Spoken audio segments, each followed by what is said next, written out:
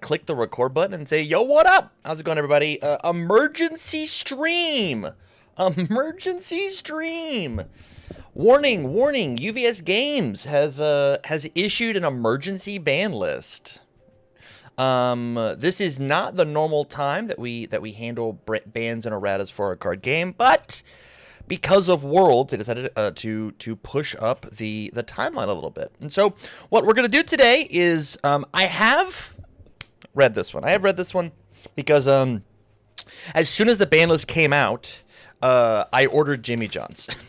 And my Jimmy John's showed up as soon as the ban list dropped. So I ate my Jimmy John's and I read the list, read the Discords.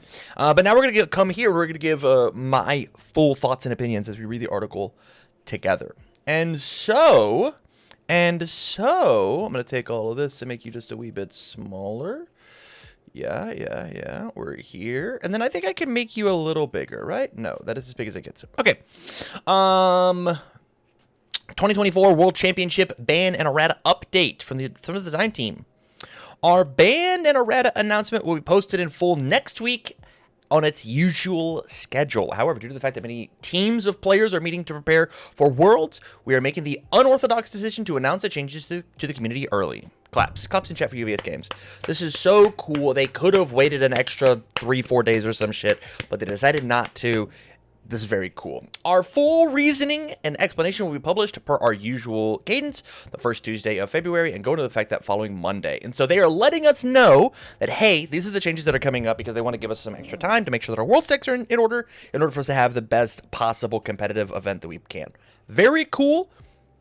Very UVS Games. How awesome. Thanks and good luck to all our Worlds competitors preparing for the big event. Want to share your thoughts? Come join the conversation on all of our links here. Yada, yada, yada. Card errata update. There's 5 cards that have been touched on this errata list, which is a ton. Just a ton of cards. And I will say, Disarming Glance and Nott Flask, not on my bingo sheet for cards that are getting an errata. Normally, non-character cards just get banned in our game. And so, excited to talk about the erratas. Okay, Bertolt Hoover, Living Weapon. The front side of Bert. His old enhance is the same. His new enhance now says his deck gets +2 damage. We have lost the -2 damage, so the damage reduction on his face. There is no... I'm going to bring me a little bit smaller. There is no damage reduction on the front side. As well as, he used to transform if a player had 9 or more foundations, and now they have to be in deadlock. So it was a little harder for him to make the explosion happen, followed by, he no longer has the damage reduction, so his front side is a little harder to survive against, right? You kind of are trying to, you can be aggressive on the front side, but your survivability isn't pseudo-inevitable, and then on the back side, it's actually kind of hard to get there. I mean, I think this is a great change for what Bert has got going on. I still think that if you can make his game plan of, I want to just play on the front side work, it's awesome. But it is not exclusively, it's not the world's freest offense and an even freer defense of just like -2 damage to all of their moves, right? You actually have to put some intelligence into the defense inside of your deck, which is going to hurt the consistency of your offense. And he already makes up for the consistency of the offense. So it is, I think this is a good spot for the front side to be. And the back side, 11 foundations to drop us down to 3 makes total sense. Makes total sense. 9 was too low of a gate in order for the reset to happen. It just shut out a ton, like any amount of defensive play. Now it is, I like the fact that if you go to deadlock, I reset the game because I don't want to be in deadlock. I think this is a great change. I think that this does hurt Bert. But I think that of the changes I have seen character-wise, I think this is the one that is the least affected. And I still think that current Bert, like this ability, still is just going to murder people at the same rate. The biggest issue is that you just like don't have the free DR. That's it. So if you can figure out how to survive without their moves getting -2 damage and all the other stuff, you're off to the races. Let's talk Disarming Glance. Disarming Glance. The older ability is this. The new ability says response after it's played. Players cannot play abilities to add cards to their hand during this attack. So the big change here, is after an attack is played, players cannot play ability to add cards until after it resolves.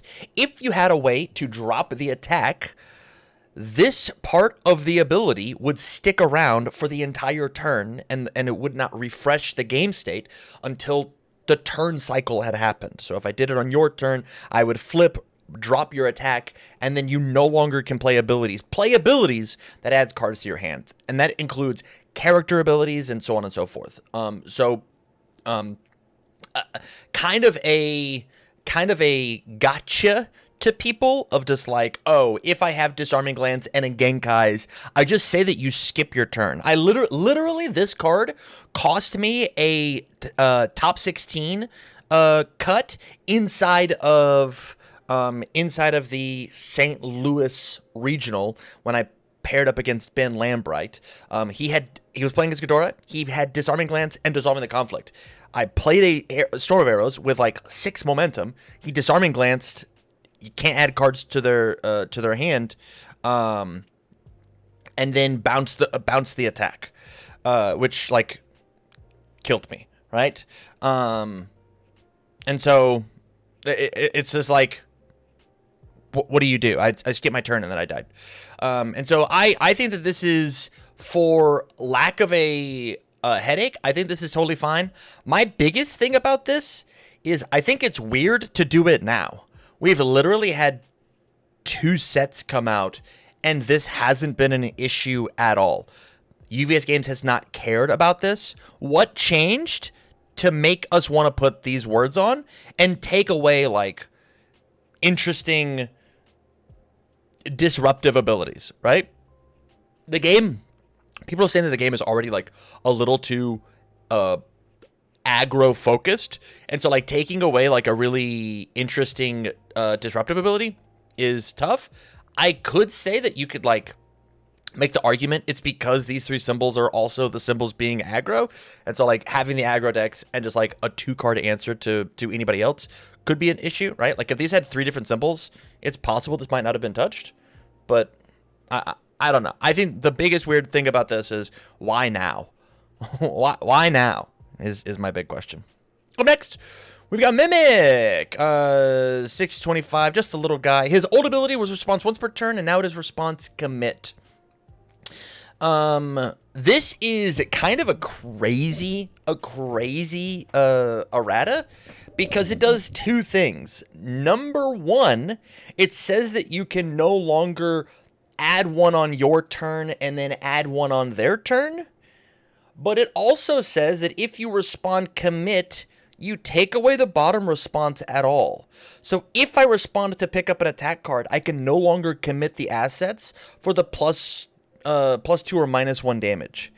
As well as the timing of when I commit assets to pass a check, you can commit 1. So like I can't even like check an asset, commit my foundations to like give my bonus to the responses, and then response once per turn commit, pick up the attack that I wanted and still get the pumps here. If I check an asset and I have to commit my foundations, I'm just missing out on all this plus or minus damage. And so because of the fact that we are at commit cost, we just lost the bottom response a majority of the time, right? It almost feels like the way that this is supposed to work now is I use the bottom response on my turn, and then I use the top response on their turn to set up my next turn. And so it kind of, as my 6-hander, it guarantees that one of the 6 cards in my hand is an attack card going into my turn, which significantly hurt this character of he has a ton of damage reduction, a ton of damage pump, and is a pseudo 8-hander, into he's a 6-hander that no longer has the damage pump and damage reduction. Like most of the time doesn't have the damage pump damage reduction. I think this was a very, very harsh hit to Mimic. One of the most harshest erratas that we have seen, not strictly based on like the fact of like response commit is too much, but because of what it does to the rest of his kit, right? And the other thing that this does is it does say that like because it's response commit, one of the big NPE things that Mimic was allowed to do was just like pick up the Colossus detonation, and So you can't now pick up Colossus Detonation and then play Colossus because we have committed our character, and you have to commit with Colossus on the Blitz. And so I think that Mimic totally can go take down some like local level stuff, maybe even some like local qualifiers and such. I see this guy. He had a great run this last competitive season. Mimic is officially retired. I don't know how you make the comeback. Speaking of, Nott's Flask. Nott's Flask now has the unique keyword, which I think is a totally chill errata. I think that this is so sick. I think. Oh, and Daniel, you're right. Mimic losing Flask 4 Flasks is a big deal. I think Flask not having having unique was a little crazy because one of them the card is good.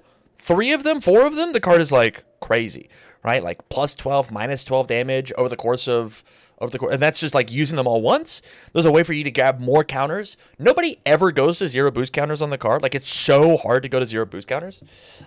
This does hit some tangential decks. We were talking before the recording of like Reiner 2, Reiner Braun Warrior gets hurt a little bit here. Crossfade says the casino decks get hurt a little bit, but I don't think the casino decks were necessarily like relying on what Flask was doing, but Flask certainly helps with like the damage reduction to keep you alive to go play the slots a little bit more. And so like I think that this being unique is very cool. The other thing about this, and this is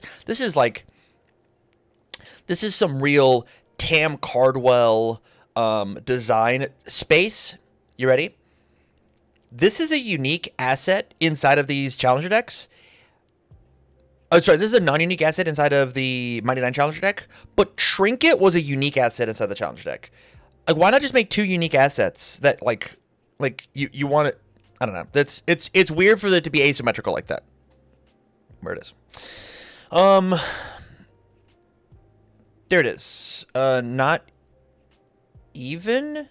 Milling 3 cards in a casino is very good. I guess I missed it. But anyway, I think this is a totally chill change. I think that people are. I think what has happened now is people are just going to obviously just play one of this in every deck now. I think that just like you've just made Nott's Flask a staple in every Chaos deck, because it's just like, oh, it has unique. I'm just gonna play the one of it. There's no reason not to play the 1/5 +3 -3 mill 3 identity. There's just no reason not to play it. And so, and because of that, I think that's a totally chill spot to be. And then our last errata, we have Recovery Girl. Old response, new response after you take damage, build 1 card from your discard pile. Committed. This character certainly hit critical mass of the idea of just like, if I hit you a little bit, if you poke me, I'm gonna get the best thing out of my discard pile and then like rebuild it. I know that I played against a Recovery Girl who was just impossible to kill, and they building in non-committed certainly did help with that. I'm not 100% positive that this outright kills the character, but it certainly does slow down her defensive gameplay, which I think is good enough. On the turn that I am trying to kill her, or I'm trying to grab some amount of offense towards her, she's allowed to bring in these defensive pieces and like really mess me up with those interactions. Things like So Manly, I think is like an interaction that like just doesn't work in this character anymore. And so like she still has some disruption, but I will say that like if I lazily poke her, it doesn't set her up for defense on this turn, but it does set her up for defense on the next turn, which is just as good, right? It just means that like if you're going to attack Recovery Girl, you have to finish your food. You have to finish your food, and you have to, as Recovery Girl, be more willing to actively build in your good defensive pieces rather than like partial block with them, and they'll go to this compound and then like it makes the puzzle a little bit harder for Recovery Girl, which I think is an acceptable spot for this character to be in. But just building these cards in from the discard pile committed is very, very good. Your attacks randomly gaining throw, very, very good. First one gaining 2 health. I mean, the longer the game goes, the more health that you have. It's all in all very good. But with that, there it is. There's the card errata update. Did it hit everything? Is the format absolutely saved? I don't necessarily think so.